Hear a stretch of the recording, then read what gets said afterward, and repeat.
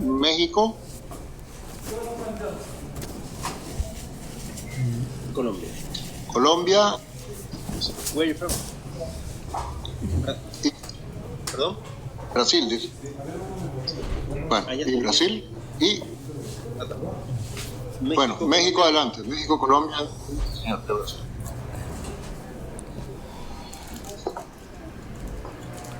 Muchas gracias, secretario. Un saludo a todas y todos los colegas el día de hoy en esta sesión. Para México es muy importante ser parte, como siempre, de los foros internacionales y sobre todo cuando se refieren al desarrollo sostenible. Y bueno, pues por parte de la delegación mexicana, el mensaje es sobre la Cumbre del Futuro en este momento. Y bueno, pues democratizar la Agenda 2030 significa hacer que la implementación y el seguimiento de los objetivos de desarrollo sostenible sean accesibles y participativos para todas las personas, sin importar su origen o situación socioeconómica. Esto implica involucrar a una amplia gama de actores, incluidos ciudadanos, comunidades y organizaciones de la sociedad civil, en la toma de decisiones y la formulación de políticas relacionadas con el desarrollo sostenible. En resumen, se trata de garantizar que la Agenda de Desarrollo Mundial sea inclusiva, transparente y representativa de las necesidades y preocupaciones de todas las personas. Es decir, no dejar a nadie atrás, no dejar a nadie fuera, como versan tanto la Agenda 2030 como nuestro Plan Nacional de Desarrollo. En el contexto de la democratización de la Agenda 2030, las y los jóvenes son agentes activos de cambio y pueden desempeñar un papel significativo en la implementación de los objetivos de desarrollo sostenible. Su visión del mundo y de los desafíos a los que nos enfrentamos es fundamental para asegurar que las políticas y acciones adoptadas reflejen verdaderamente las necesidades y preocupaciones de las generaciones presentes y futuras. Por ello, es crucial fortalecer y respaldar iniciativas como la de la Red Juvenil por la Agenda 2030, implementada en México a partir del año pasado, desde el Secretariado Ejecutivo del Consejo Nacional de la Agenda 2030, el Sistema de Naciones Unidas en México y el Instituto Mexicano de la Juventud. A través de esta red, canalizamos el potencial y la voz de las y los jóvenes en la implementación de los objetivos de desarrollo sostenible y en la construcción de un mundo mejor, con la finalidad de que la perspectiva del desarrollo sostenible no solo llegue a 2030, sino que lo trascienda en la voz de las futuras generaciones. En México estamos firmemente comprometidos con la idea de que la consecución de los objetivos de desarrollo sostenible requiere la participación activa de todos los sectores de la sociedad. Por ello hemos adoptado un enfoque integral y multidimensional que involucra a diversos actores en la búsqueda de soluciones que aborden los aspectos económicos, ambientales y sociales de manera coordinada y coherente. Creemos que al enfrentar la pobreza de manera efectiva se generarán impactos positivos en otros objetivos, dado el contexto de crisis global interconectada en el que nos encontramos, y daremos así un mejor futuro a estas generaciones. Como lo ha señalado el secretario general de las Naciones Unidas, si bien estamos a la mitad del periodo hacia 2030, aún queda un largo trecho por recorrer. Sin embargo, es a través de las generaciones del futuro, las juventudes y las infancias que lograremos poner al centro los objetivos y a las personas para el establecimiento de las políticas públicas correspondientes. A pesar de los avances realizados hasta ahora, queda mucho por hacer y debemos redoblar nuestros esfuerzos para garantizar un mundo más justo, equitativo, igualitario y sostenible para las generaciones presentes y futuras. Es por ello que México respalda firmemente el borrador del Pacto del Futuro y se mantiene con un gran compromiso para continuar con las negociaciones y enriquecerlo con la participación de la sociedad civil y sobre todo de las juventudes y las infancias, que permitan generar un documento mucho más sólido en aras de la Cumbre del Futuro que se llevará a cabo próximamente. La historia nos ha enseñado que la protección del planeta y la reducción de las desigualdades son luchas constantes para mantener el equilibrio. A lo largo del tiempo hemos visto cómo las sociedades han enfrentado desafíos ambientales y sociales y cómo han surgido movimientos y acciones para abordarlos. Hemos aprendido que la sostenibilidad y la justicia social son fundamentales para el bienestar humano y para el futuro del planeta.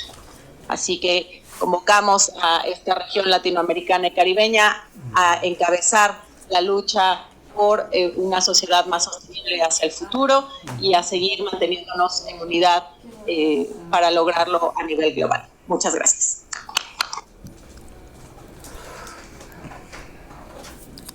Muchas gracias a la delegación de México y ahora invito a la delegación de Colombia a hacer uso de la palabra. Muchas gracias. Excelentísima señora. Secretaría de Economía de México. Tiene una maestría en cooperación internacional y, bueno, ha participado en varios proyectos de investigación y tiene una larga trayectoria en el gobierno de México. Por favor, adelante, Irais, y muchas gracias por estar aquí. Tenés 7 minutos. 7. Muy bien. Hola, ¿qué tal? Muy buenos días a todas y a todos. Gracias por la moderación y gracias por abrir este espacio para hablar pues de una situación que apremia y que encabeza la Agenda 2030. Para nosotros en México el lema de esta administración ha sido por el bien de todos, primero los pobres, pero también es partir de que la pobreza es multidimensional. Y eso requería hacer acciones que atacaran desde diferentes frentes y donde también algo que nos ha quedado claro casi al cierre de esta administración es que no podíamos hacerlo solos. Teníamos que fortalecer nuestras alianzas con los diferentes sectores de la sociedad para poder tener resultados en torno a reducir la pobreza. Queremos compartir con ustedes algunos datos porque, bueno, siempre es importante, porque de esto hablaremos en nuestro cuarto informe nacional voluntario que presentaremos este año. Permítanme compartir con ustedes esta primera lámina. Aquí estamos haciendo un recuento del 2008 al 2022, que es el cierre de las cifras que hemos estado trabajando, que publican dos instituciones muy importantes en nuestro país, el INEGI, que es el Instituto Nacional de Estadísticas, y el Consejo Nacional de Evaluación, que coinciden con este resultado. Al 2022 tuvimos una disminución del porcentaje de la pobreza, donde ustedes pueden ver, esta administración arranca en el 2018 con un 41.9% y evidentemente durante la pandemia incrementa la población en situación de pobreza por las condiciones que todos conocemos. Sin embargo, gracias al trabajo que se hizo, los datos nos arrojan que el porcentaje de población en pobreza son 36.3%. En números, esto también implicaba que 5.1 millones de mexicanas y mexicanos han salido de la pobreza. Sin embargo, es importante compartir con todos ustedes que en México teníamos una deuda histórica con el sur de nuestro país. El sur fue relegado por muchas décadas y es donde se encontraban las condiciones de pobreza más apremiantes. Y si bien hay una reducción de pobreza a nivel nacional, en esta gráfica lo que queremos compartirles con ustedes es cómo ha sido la reducción de pobreza de acuerdo a cada una de las entidades federativas que componen nuestro país. El primer lugar lo encabeza Chiapas, que es uno de los estados fronterizos hacia el sur de nuestro país y donde tenemos una de las poblaciones indígenas más grandes. Ahí es donde se ha concentrado la mayor reducción de pobreza en nuestro país. E insisto, teníamos una deuda histórica, pero también, además de las cifras, para nosotros es muy importante que tengamos estos espacios para compartir cómo le estábamos haciendo, porque por ahí hace ratito Brasil decía, a ver, pongamos en la mesa experiencias que ya hayan sido implementadas, resultados concretos. Y como ya lo decía nuestra moderadora, las mujeres que están en situación en el medio rural siempre tienen una afectación mayor que el resto de la población. Por eso trabajamos en un programa tiene diferentes componentes. El más importante es que la gente que produce los alimentos tenga que comer. No podemos darnos el lujo de que la gente que siembra, que cosecha, se quede sin los alimentos.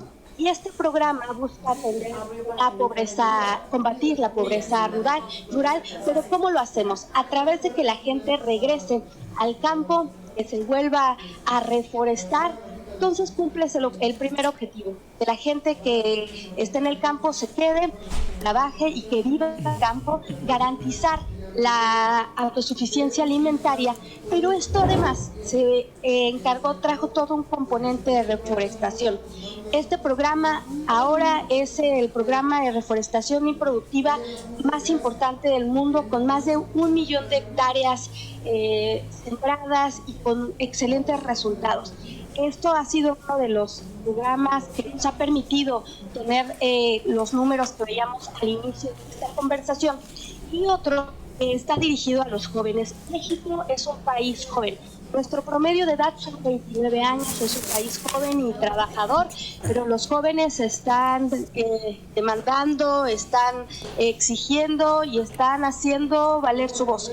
Entonces necesitábamos un programa para los jóvenes que también habían sido estigmatizados porque no estudiaban y no trabajaban. Entonces, si un joven no estudia o no trabaja, tenemos que darle alternativas. Y se hizo este programa que tiene por objetivo la inclusión laboral. Es un componente entre gobierno y empresas, desde las más pequeñas hasta las más grandes, para que incorporen a los jóvenes en la fuerza laboral.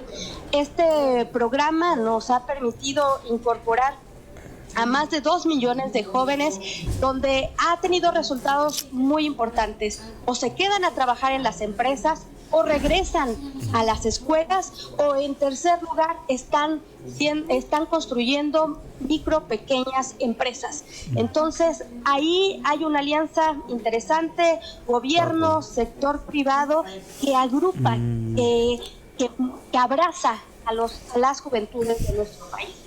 Y es importante que hablemos de que todas estas cosas no pueden estar acompañadas si hay factores económicos que también no se mejoran. Algo que en México traíamos con un gran rezago era el incremento al salario mínimo. Como ustedes pueden ver en esta gráfica, hicimos una recapitulación desde 1995. Ustedes pueden ver cómo tuvimos un estancamiento de décadas en el salario mínimo. Ahora estamos cerrando, y la cifra que podemos compartir al día de hoy es que hemos tenido un crecimiento real del 110% en el salario mínimo. Pero el salario mínimo también surge del acuerdo con los sectores privados, las cámaras, y también podemos hablar de que esto es un esfuerzo colectivo de gobierno y del resto de la sociedad.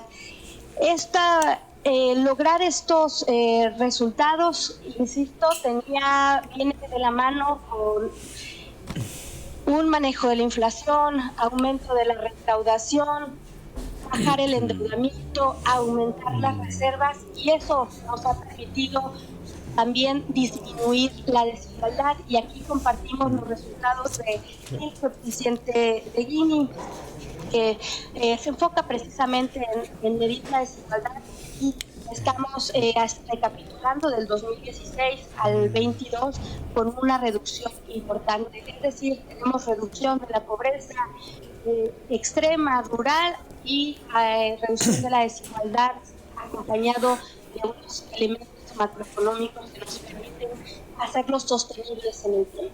Muchísimas gracias. Muchísimas gracias,